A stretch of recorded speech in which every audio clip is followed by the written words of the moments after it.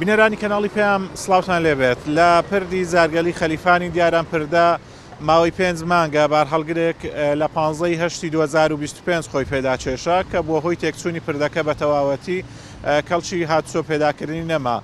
بەڵام ئەوە ماوەی 5 مانگە تاوەکو ئێستا پردەکە بە تەواوی چاک نەکراوەتەوە نەکەوتۆتە کار بەپێی ئەو گوژمەی کەوا بۆی دیاری کراوە 611 ملیۆن و 964 هزار دینارە و دەبووە لە ماوەی 100 ڕۆژ پردەکە تەواو بکرێتن لە ماوەی 3 مانگ و 10 ڕۆژ.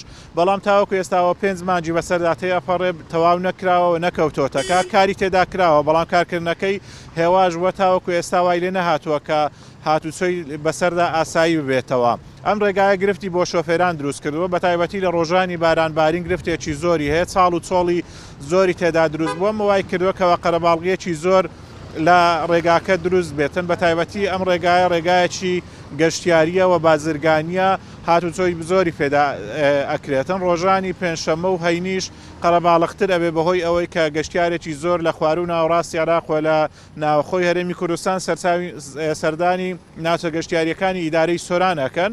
ئەمە وای کردووەکەوە ڕێگاکە گرفتی هەبێ قەرەباڵغی زۆر دروست بکەوە. ڕێگاکە بەهۆی کە بازرگانیشە بار هەڵگرێکی زۆر بە ناوچەکەدا هاتوچۆەکەن.